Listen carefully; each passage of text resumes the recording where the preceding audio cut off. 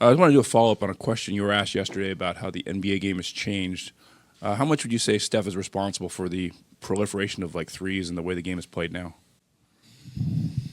Yeah, I mean, I think Steph is a huge part of that. But I think it's just been an evolution, probably stemming from Mike D'Antoni in Phoenix and the way he kind of changed the chessboard, getting rid of a center and just putting, a 4 and a 5 out there who were capable of stretching the floor.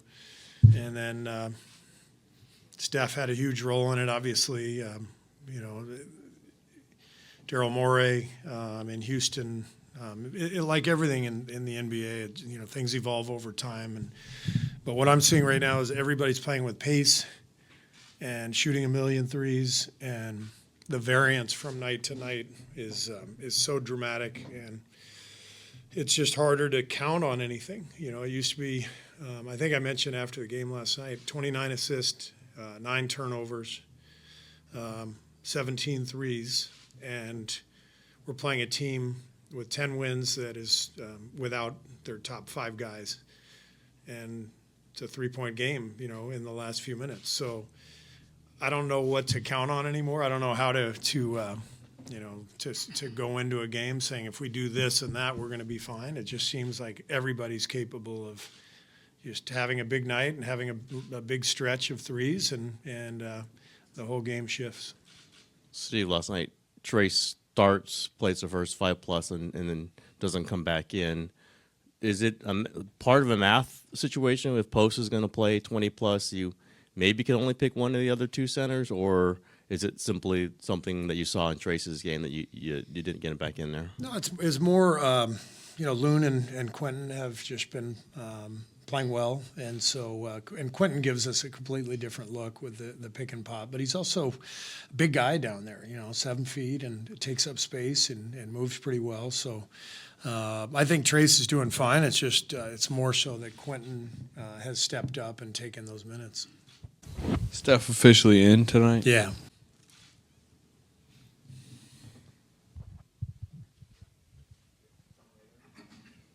Is Post a consideration to join the starting lineup?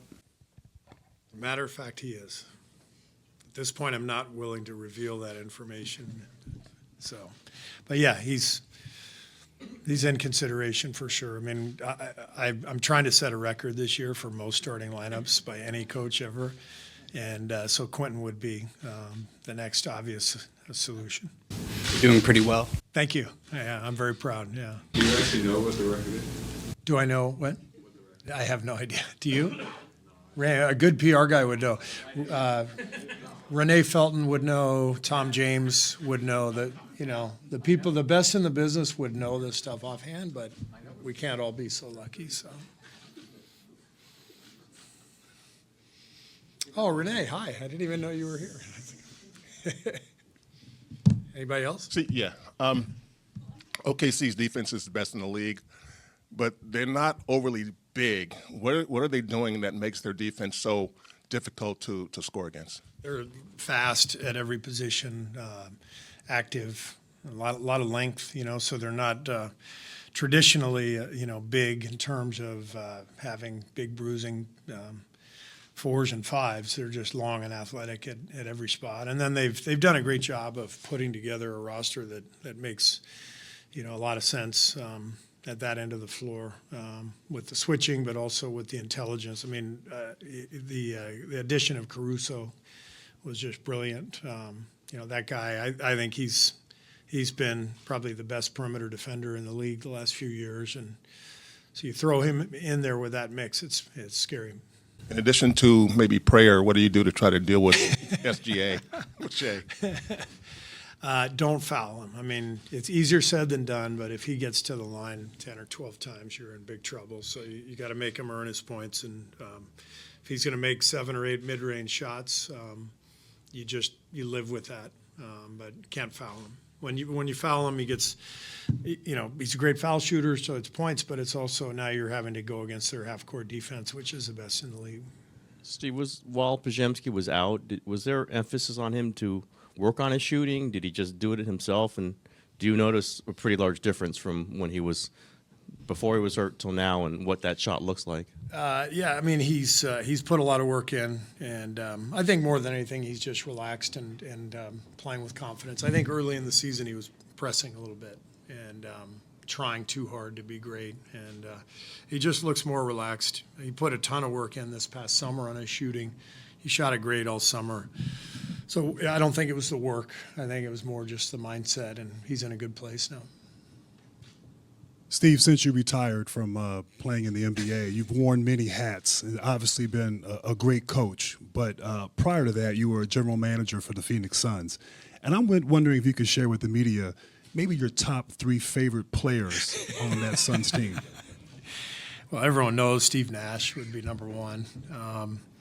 Let's see. Raja Bell immediately comes to mind. You like Raja? Yeah, that's your guy. Yeah. And then Amare. Yeah, Amare. So nobody else really comes to mind immediately. So I'll think about it some more, though, Grant. I can tell you who the best value for the buck was. Anytime you can get a Hall of Fame player to come for minimum, you know you've outsmarted that guy. So, or we didn't have any money. I can't remember. It was one or the other. Yes, yes, that's right. That's right. So speaking of which, we actually have a surprise. So Grant Hill, come on up here. We have the USA Basketball Championship ring. And so I want to thank you for leading us to the gold medal this year and for putting it all together and for inviting me to be a part of it. Pretty amazing experience. So Thank you.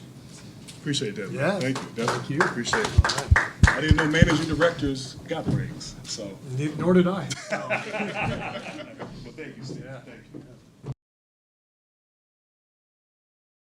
Coach, I know this is a team that has some great players and a great legacy, but they've been a relatively middling team these last couple of years. You guys have had this historically great defense, but you guys have played some great games during these last couple of seasons. Is there something about their approach where they, for lack of a better term, punch above their weight against you guys with how you guys play defense specifically? I don't know. You know, it's a better question for Steve because he watches his team every night. I don't watch his team every night.